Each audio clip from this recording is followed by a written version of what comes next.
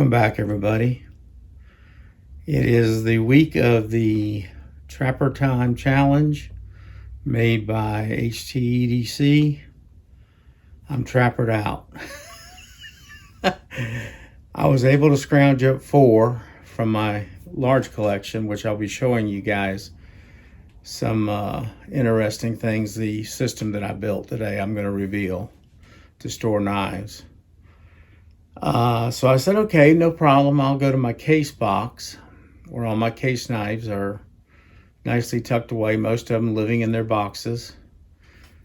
And I think we had a couple case trappers, so I know for a fact we had 2. So that apparently is the only 2 I have, because when I got to the box, there were no more. So I'm out. I guess if I was going to carry any more, I'd be carrying the 4 that I originally showed. No big deal. Update. Saw the eye surgeon Friday. I did not get great news.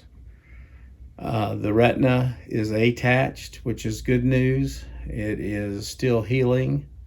He wants to watch it over the next few months still, obviously. But the hole that was in the back of my eye, I guess it's called the nocular tear, is only closed partially. Is there a plan B? Maybe. Obviously, the retina is the most important thing to keep working in the eye and not to have anything happen, so we don't want anybody monkeying around in there.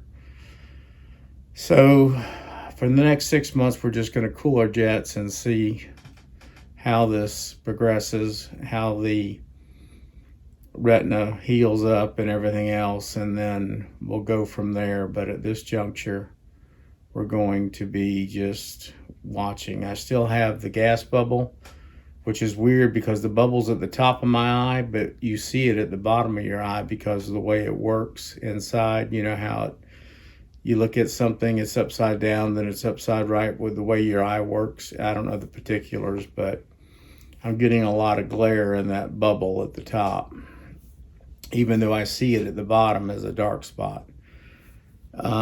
He figures it's going to be another 3 or 4 weeks before that completely goes away. Then we can talk about glasses, because right now I am struggling to see anything at all. The cataracts on this side have started to act up, so we're going to have to address that, but obviously we don't want to do anything until we know this eye is going to be okay. So we're just going to hold for a while. It's in the big man's hands, and we're going to leave it there. I apologize for not being able to conclude the Trapper series, but I am excited to show you guys what I've got over here. So we're going to transition and see what we can show you. All right, I'm going to try to give you guys a good angle of this. I'm going to describe it to you to begin with. This is a full sheet baking rack. And when I was in rehab, I saw these floating around the cafeteria, and I said, you know what? I bet that would make a great knife storage system. So I bought one. I bought the trays. Now, to get just the rack itself was about 150 bucks from Amazon. And I bought 12 trays because that's the best deal I can get, even though this only holds 10. And I purchased those, and they were around 100 bucks. So for $250, and I'm going to roll forward, so I hope I don't get in the shot too bad. But I'm going to try to slide some trays out for y'all and let you see what I got going on. Right now, the top tray is just a transitional tray for me for inventorying and working on what I'm moving in and out. This first tray is obviously full of moderns. 4, 5, 6, 7, 8, 10, 11, 12, 13, 14, 15. So it holds 30, about 45 traditional knives per shelf. Now, they wouldn't slide for anything before because it was aluminum on aluminum and it was just binding up. A buddy of mine suggested getting some Teflon lube that dries, and I tell you what, it made it slicker than cow, you know what. Now we get more. See the pups running around too? At any rate, so here are some traditionals. My buck collection's back there. Traditionals. So as you can see, it does a good job of the knife storage. This black thing here is what you would use to line a tool chest. Now what I did do was, and I don't know if I'm gonna be able to show you. Yeah, I guess I can. This is my big traditional knife pouch.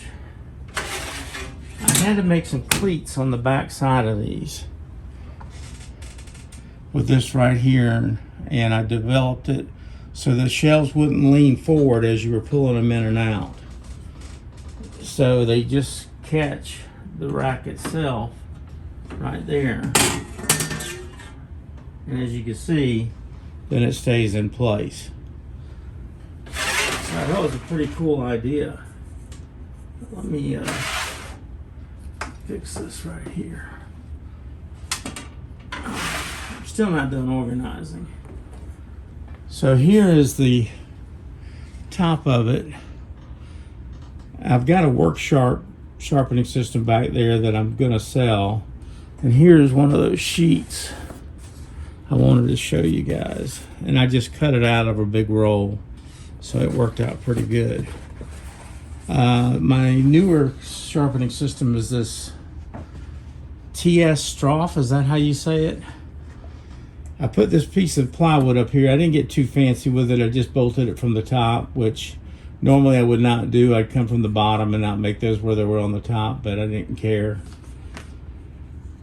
Another thing you can do to this, if you really wanted to make it even more so, you can get some veneer or some thin, I don't know, plastic or whatever you wanted to use. And you could actually box this in if you really wanted to. And that would be just fine. You could do that.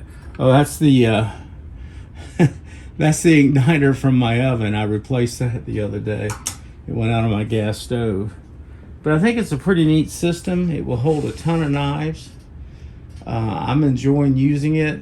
The other thing that I like, everything in my garage, man cave, whatever you want to call it, YouTube studio, workshop, my favorite place to hide, whatever you want to call it. The neat thing is, let me turn this back around. The neat thing is, well, I don't know what the neat thing is. By the time I turn the camera around and everything else, I done forgot. What was the neat thing? Oh, everything's on wheels in my garage. So I can roll anything out of the way. Like I'm gonna have to shampoo the carpets here soon. My bench back here, which I don't know if y'all can see, that's all my knife cleaning supplies. This is my rifle reloading bench.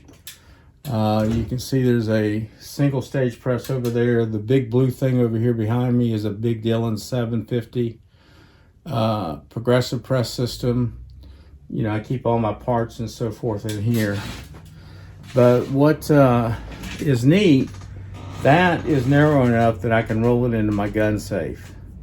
My gun safe is 8.5 feet by 4 feet, but of course it's flanked by some shelving and rifle racks and whatever, but that will slide right in there and get out of the way. So that's one of the great things about that particular design for me.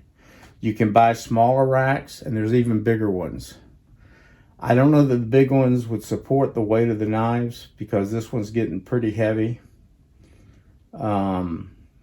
You can go up to 25 trays, I think, or 20 anyway. I thought this was more than enough to satisfy my needs. If you have any questions or anything, I'd be more than glad to answer them. This has worked out to be a great solution to my knife storage. I was originally in this box here where I'm storing my supplies, and my nicer knives are up there. And I do have some display cabinets over there and some other things I'm working on. I'll give you a shop tour when I get all this done. And it's too embarrassing right now because it's still a mess. Over there, let me see if I can shift you guys. You see that blue screen over there? That's where I do my blue screen work. There's a whole studio sitting over there with multiple cameras, down shots and everything else. I'm trying to get it fired back up and running. I haven't got it going yet, but it'll be going here very soon. that will facilitate me to do picture-in-picture and do some other things. Other than that, that's about all I got. My sticker wall, I don't know if you guys can see that or not. I need to add to it, put another block up there to put stickers on. Just, you know, been plunking along and trying to get this to be what it should be. And get the clutter cleaned up and everything. Just remember, guys, we're all dealt things to deal with, and you just deal with them the best way you can. And this is a setback. I'm afraid to put a scope up to my eye even to see if I can see anything through a scope or not. That's what my biggest concern is. As far as the pistols go, I use both eyes anyway, and from what I can tell from my thumb, I'm going to be able to see a red dot or a sight with no problem. So, you know, I'm 66 years old, soon to be 67 in May. I'm lucky to get this old. God's great. That's all I got to say. Y'all have a wonderful week, what's left of it. Catch you on the next one. Peace out.